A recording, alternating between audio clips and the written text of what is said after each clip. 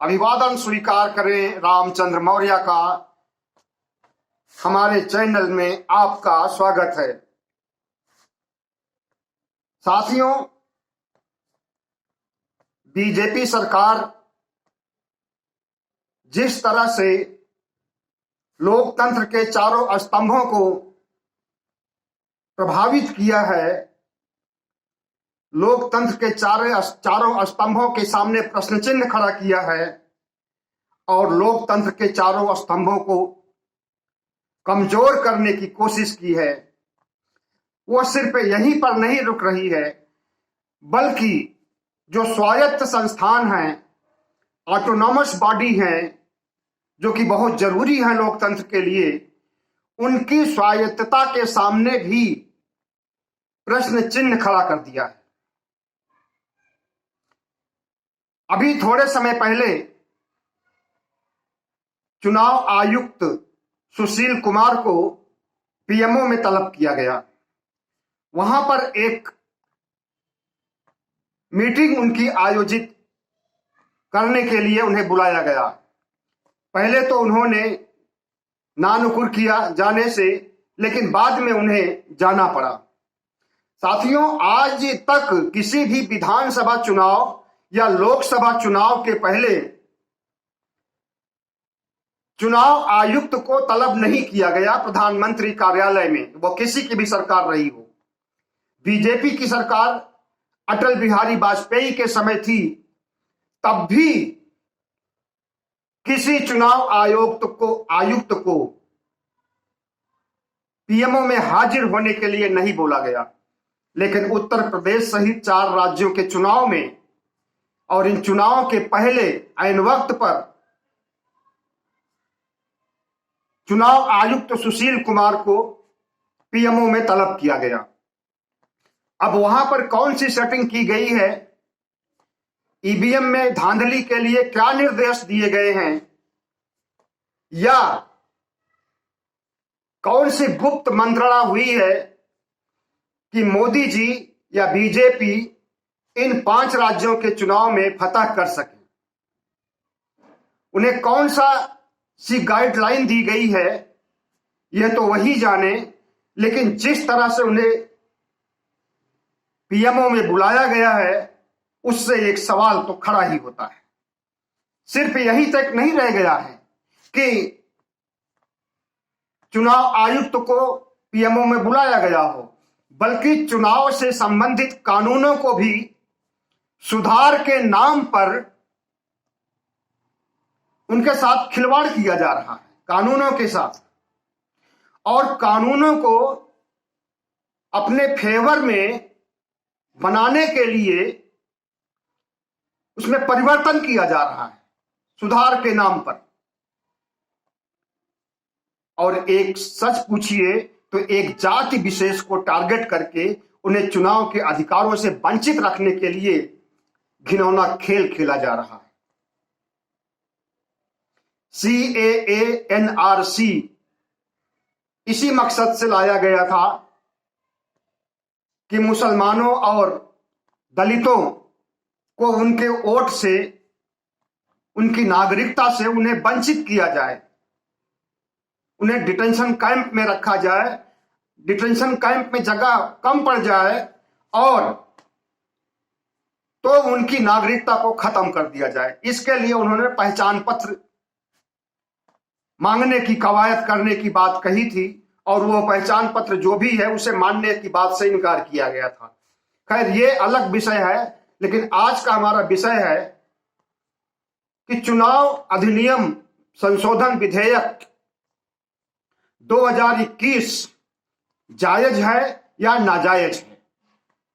साथियों, दुनिया के देशों में, किसी भी देश में, किसी भी प्रजातांत्रिक देश में आधार कार्ड से वोटर कार्ड को या वोटर लिस्ट को जोड़ने का काम नहीं हुआ है। इसकी सबसे बड़ी वजह है कि लोगों की प्राइवेसी खतरे में पड़ जाएगी। लेकिन जो काम किसी भी देश में नहीं होता है, अवैधानिक होता है, गलत होता है, वही काम हमारे देश में किया जाता है। चुनाव सुधार संशोधक विधेयक कल 20 दिसंबर को लोकसभा में पेश किया गया। हालांकि चोर दरवाजे से नहीं, अध्यादेश के रूप में नहीं, बल्कि नियम, और सच पूछो तो नियमों का भी पालन नहीं हुआ, क्योंकि कोई भी कानून बनने के पहले उस पर गहन विचार के लिए, गंभीरता से विचार के लिए एक अस्थायी समिति को, संसद की अस्थायी समिति को सौंपा जाता है। और संसद की अस्थायी समिति जब उस पर अपनी सहमति जताती है तो उसके बाद कानून बनाने की प्रक्रिया में काम किया जाता है और उस पर चर्चा की जाती है। चर्चा में विपक्ष भी शामिल होता है, पक्ष भी शामिल होता है, और दोनों की सहमति से कानून पास किया जाता है। लेकिन कल जो हड़बड़ी में चुनाव संशोधन विधेयक 2021 को लाया गया, उसके लाने पर किसानों से संबंधित जो कानून था, 3 कृषि कानून की याद आ जाती है। इसी तरह से उसको भी लाया गया था। उस समय लॉकडाउन चल रहा था तो अध्यादेश की शक्ल में लाया गया और जबरन गुंडागर्दी के बल पर लोकसभा राज्यसभा में पास कराया गया था। कुछ वैसा ही माहौल आज का भी है, कल का भी था, जिसे विपक्ष पूरी तरह नकार रहा है और चुनाव संशोधन कानून को छलावा बता रहा है, गलत बता रहा है। लेकिन भारतीय जनता पार्टी गलत काम करने में माहिर है, इसलिए उसके मोटी चमड़ी पर कोई फर्क नहीं पड़ रहा है। पता नहीं किसने उसको सलाह दिया कि आरएसएस के एजेंडे को लागू करने के लिए चुनाव सुधार अधिनियम 2021 लाना जरूरी है, और उसने ला दिया। और उस समय ला दिया जब चुनाव की अधिसूचना जारी होने वाली है उत्तर प्रदेश सहित 4 अन्य राज्यों में, जहां फरवरी मार्च में चुनाव होने वाले हैं। साथियों, एक बात पहले कही गई थी, बहुत से लोगों ने कहा था, मैंने भी कहा था कि उत्तर प्रदेश का चुनाव जीतने के लिए या उत्तर प्रदेश सहित 4 अन्य राज्यों का चुनाव जीतने के लिए भारतीय जनता पार्टी कुछ भी कर सकती है। उसने बहुत कुछ किया और बहुत कुछ कर रही है और बहुत कुछ करना बाकी है। अभी तो उसने सिर्फ अखिलेश यादव के समर्थकों, सहयोगियों का फोन टेप से लेकर के और समाजवादी पार्टी को लाल टोपी की पार्टी कह करके उसकी हंसी उड़ाने का काम किया है। लेकिन जिस तरह से भारतीय जनता पार्टी उत्तर प्रदेश के चुनावों को लेकर बौखलाई हुई है और उस बौखलाहट में कुछ भी करके चुनाव जीतना चाहती है, उसी का एक हिस्सा था चुनाव आयुक्त को पीएमओ में तलब करना। और तीसरा उसका कदम है चुनाव सुधार विधेयक को लाना। साथियों, मुस्लिम समुदाय का वोट लगभग 15 से 20% तक उत्तर प्रदेश में है, और 20% एकमुश्त वोट अगर जिस पार्टी को मिल जाए, हालांकि पूरा नहीं मिल सकता है, कुछ बट भी सकता है, वैसे भी आ गए हैं, या और कारणों से कुछ बढ़ सकता है। मान लीजिए 15% भी वोट जिस किसी एक पार्टी को एकमुश्त मिल जाए, फिर उसे 20-25% वोट की जरूरत होती है। उसके बाद 40% तक उसकी भारी बहुमत से सरकार बन जाती है। उसे 40% भी जरूरी नहीं है, 32% तक पर भी सरकार बनती हुई दिखी है पहले। तो मुस्लिम समुदाय को टारगेट करने के लिए यह चुनाव संशोधन अधिनियम 2021 को लाया गया है।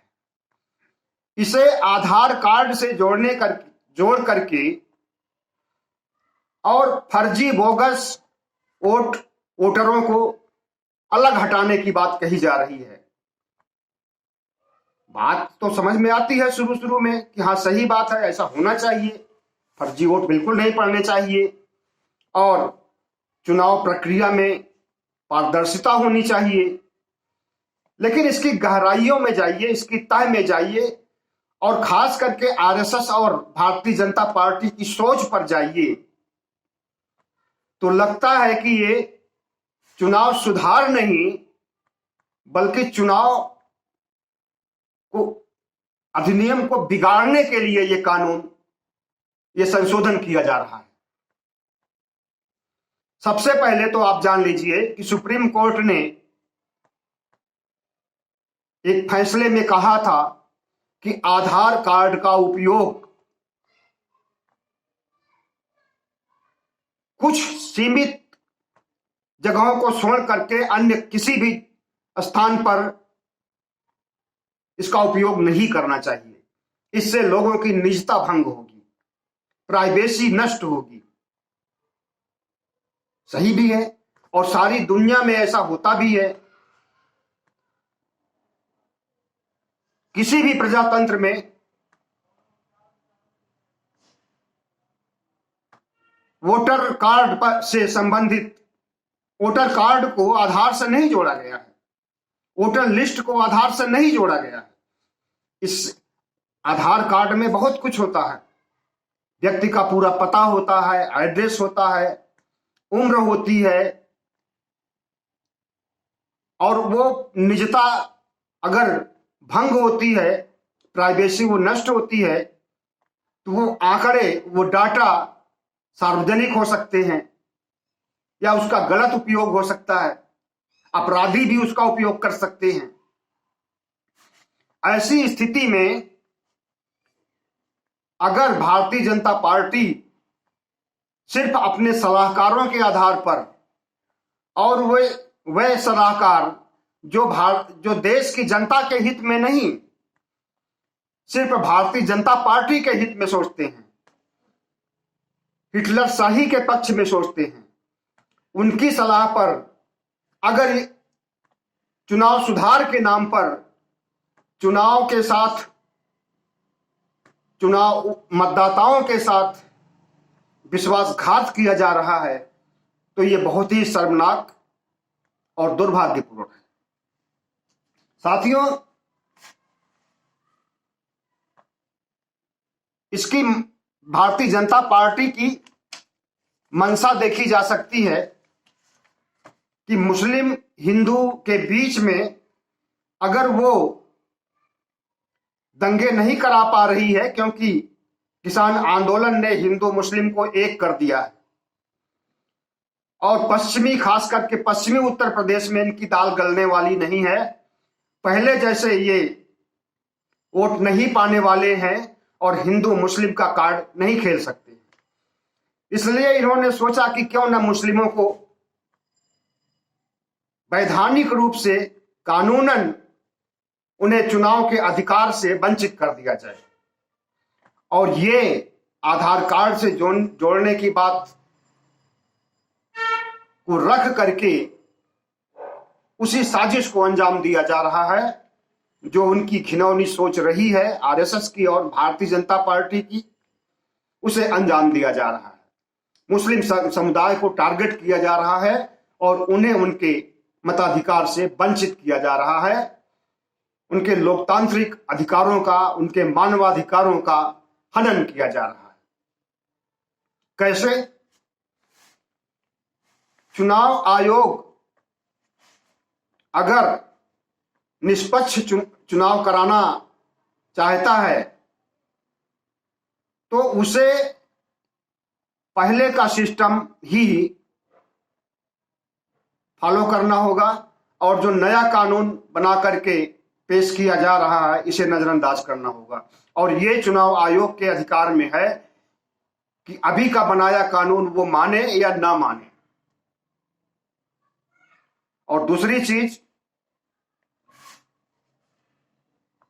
चुनाव में गड़बड़ियां होंगी, धांधलियां होंगी, और अगर आधार कार्ड से एक भी डाटा मैच नहीं करता है, जैसे मान लीजिए आधार कार्ड में जो फोटो लगी है वो फोटो 5 साल पहले या 10 साल पहले जब आधार कार्ड बनाया गया था तब की है, और आज की फोटो में परिवर्तन हो गया है, आज का जो चेहरा है, जो शक्ल है, उसमें परिवर्तन हो गया है, तो मतदान अधिकारी यह कह करके रिजेक्ट कर देंगे कि फोटो मैच नहीं कर रही, जाओ तुम्हारा चुनाव, तुम्हारा मतदान नहीं हो सकता है।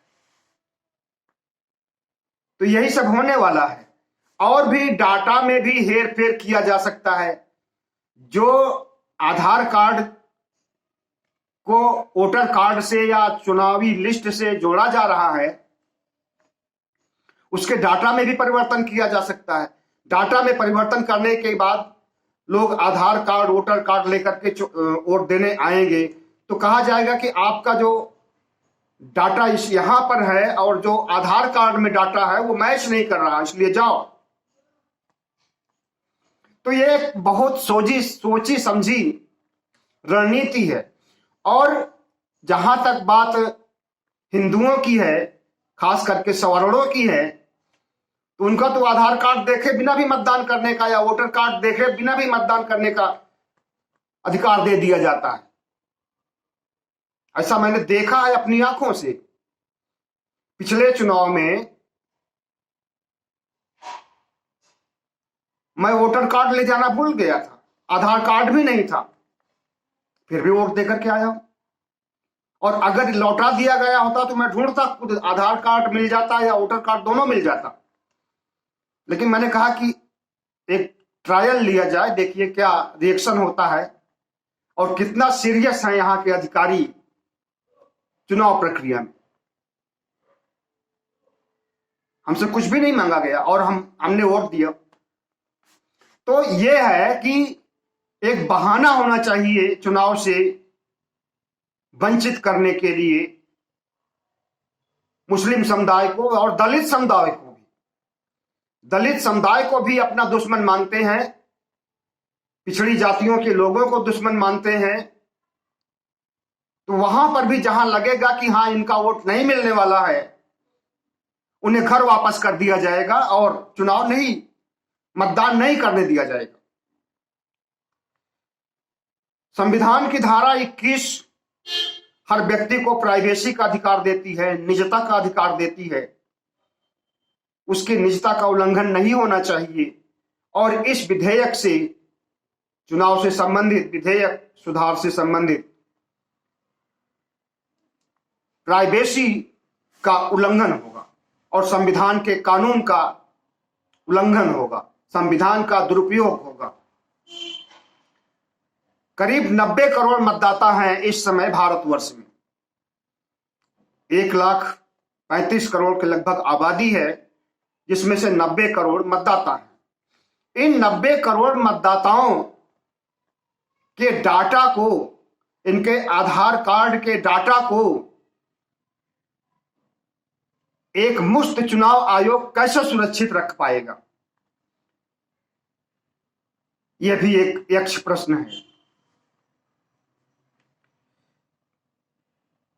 बायोमेट्रिक पद्धति से मतदाताओं का पहचान कराने का यह जो सिलसिला है, यह कहने में तो, देखने में सही लगता है, लेकिन इसकी तह में जाने पर लगता है कि यह आरएसएस की विचारधारा, भारतीय जनता पार्टी की विचारधारा और उसके एजेंडे को लागू करने के लिए लाया जा रहा है।